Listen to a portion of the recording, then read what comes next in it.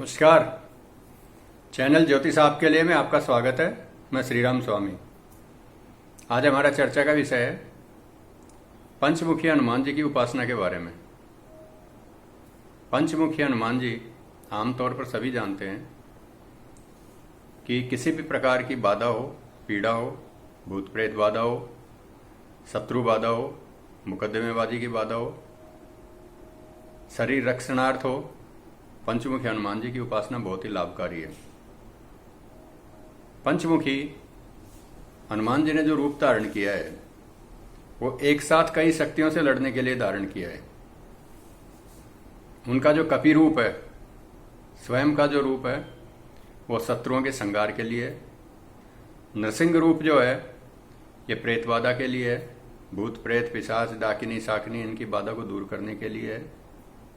गरुड़ मुख जो है ये किसी भी प्रकार की जो विषैली बाधाएं, विषैली गैसें वगैरह होती हैं, विषजन्य जो बाधाएं होती हैं उनको दूर करने के लिए है।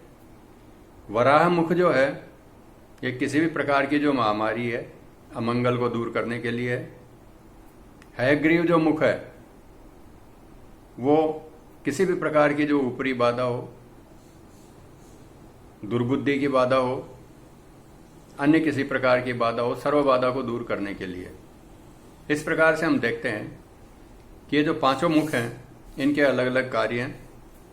जब हम उपासना करते हैं तो उपासना पद्धति में हनुमान जी की, पंचमुखी हनुमान जी की पूजा में इनके अलग अलग रूपों की उपासना करके काम में प्रयोग किए जा सकते हैं। जैसे भूत प्रेत पिशाच डाकिनी शाकिनी बाधा को दूर करने के लिए पंचमुखी हनुमान जी की नृसिंह मुख की उपासना की जा सकती है। इनके पांचों मुखों के अलग अलग मंत्र हैं, उनमें से हम एक आपको बताएंगे। दूसरा, मूर्ति विज्ञान हमारा पुरातन विज्ञान है। वृहत संहिता में बड़े विस्तार से इसके बारे में चर्चा की गई है। मूर्ति किस प्रकार की होनी चाहिए, मूर्तियों में किसी प्रकार का दोष नहीं होना चाहिए, दोष होने से वो उसके निर्माण करवाने वाले और निर्माण करने वाले दोनों को किस प्रकार नुकसान पहुंचाती है, साथ ही उनकी जो पूजा उपासना करता है उसको भी इच्छित फल प्राप्त नहीं होता है। उसके बारे में भी हम विचार बिंदु में चर्चा करेंगे। सर्वप्रथम हनुमान जी के पंचमुखी रूप के बारे में। आमतौर पर जो हम मूर्तियां देखते हैं पंचमुखी हनुमान जी की, तो उनके जो पांचों मुख होते हैं हमारे सम्मुख होते हैं, हमारे सामने होते हैं। जितने भी चित्र हैं, ज्यादातर चित्रों में पांचों मुख जो हैं वो सामने की तरफ रहते हैं। लेकिन मूर्ति विज्ञान में यह बताया गया है कि पंचमुखी हनुमान जी की जो मूर्ति होती है उसमें उनका जो कपि मुख है वो पूर्व दिशा की तरफ मुख करके रहना चाहिए। स्वयं का जो कपि मुख है वो पूर्व की तरफ मुख हो। नृसिंह मुख जो है वो उनका दक्षिण दिशा में हो। गरुड़ मुख जो है वो उनका पश्चिम दिशा में हो। और जो वराह मुख है वो उनका उत्तर दिशा में हो। पांचवा जो मुख है जो भगवान हयग्रीव का है, हय मुख है, वो ऊर्ध्व दिशा में हो, यानी आकाश को देखता हुआ हो, ऊपर की तरफ हो। ये स्वरूप, ये जो मूर्ति होती है ये सद्य फलदायक होती है। इसकी पूजा करने से, उपासना करने से साधक को जल्दी सिद्धि मिलती है और सर्वत्र फलदायी रहती है। इस प्रकार से हम देखते हैं कि इनकी पूजा उपासना करने से निश्चित रूप से आपको फायदा मिलेगा। अब जैसे भगवान नृसिंह मुख की हम पूजा करें तो किसी प्रकार की प्रेत बाधा हो, भूत प्रेत की बाधा हो, उसके लिए भगवान नृसिंह मुख की पूजा करें जो दक्षिण मुख है।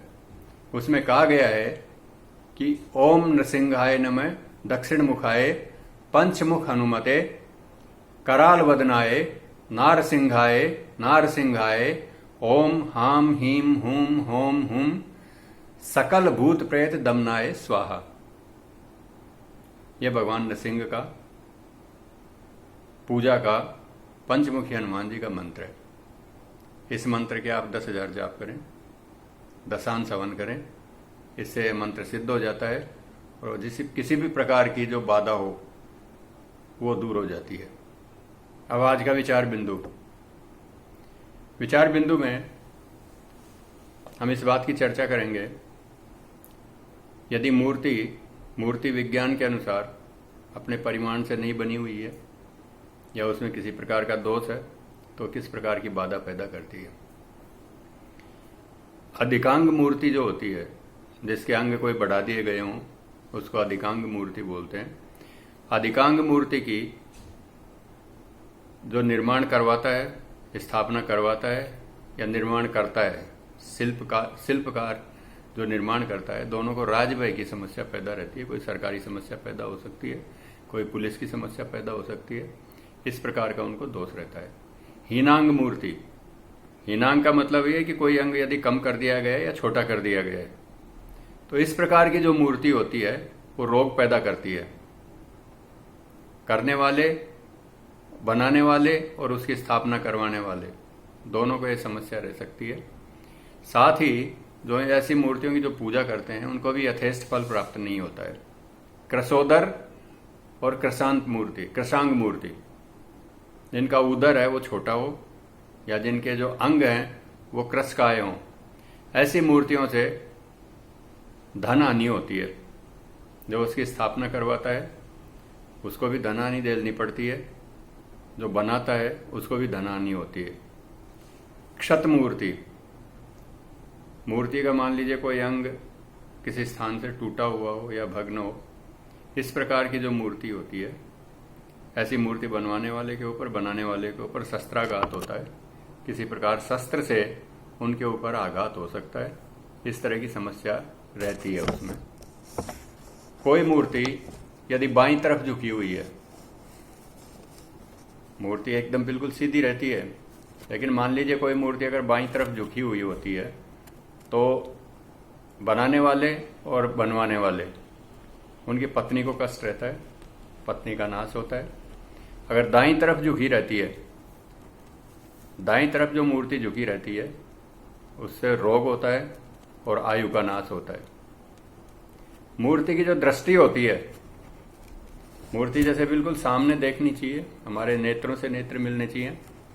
मूर्ति की दृष्टि अगर ऊर्ध्व दृष्टि है, ऊपर की तरफ अगर वो देख रही है, आंखों का रोग होता है।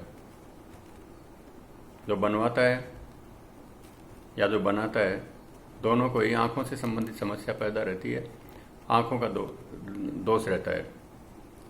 अधोदृष्टि, यदि मान लीजिए मूर्ति नीचे की तरफ देख रही है, बिल्कुल सामने नहीं है, मूर्ति की जो दृष्टि है वो बिल्कुल नीचे की तरफ है, तो ऐसी मूर्ति चिंताकारक रहती है, चिंताएं ज़्यादा देती है।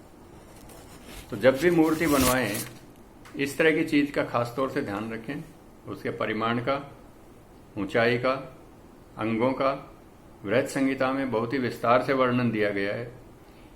ये जितनी मूर्तियों के बारे में चीज़ बताई गई हैं, ये खास तौर से सूर्य की मूर्ति के बारे में तो है ही है, लेकिन अन्य जो देवी देवता हैं उनके ऊपर भी ये समान रूप से लागू होती है। कई बार आपने देखा होगा कि कई लोग जैसे मंदिर बनवाते हैं, मूर्ति की स्थापना कराते हैं, कई लोग तो बहुत समृद्ध हो जाते हैं, उनके धन की वृद्धि होती है, लेकिन कई लोगों को देखा गया है कि मंदिर बनवाने के बाद में, मूर्ति की स्थापना करवाने के बाद में बिल्कुल कंगाल हो जाते हैं, रोड पे आ जाते हैं। ऐसी स्थिति भी होती है। उस स्थिति का कारण जो होता है, ये मूर्तियां होती हैं। इसलिए मूर्ति जब भी बनवाएं, उसमें बहुत ही ज़्यादा सावधानी रखें, इस तरह का खास तौर से ध्यान रखें। फलोदी में, राजस्थान के फलोदी में एक संत रहते हैं, उनका बहुत बड़ा आश्रम है। मूर्ति विज्ञान के ऊपर उनका गहन अध्ययन है। मेरी उनसे 2 साल पहले चर्चा हुई थी। उनको गहन ज्ञान है, और जिस प्रकार की पंचमुखी हनुमान जी की मूर्ति का वर्णन मैंने इस एपिसोड में किया है, इस प्रकार की एक विशाल मूर्ति उन्होंने वहां स्थापित भी करवाई है। कभी आप जाएं, देखें और अनुभव करें। आज के लिए इतना ही। अगले सप्ताह फिर किसी अन्य रोचक विषय के बारे में आपको जानकारी देंगे। तब तक के लिए नमस्कार। जय मां पीताम्बरा।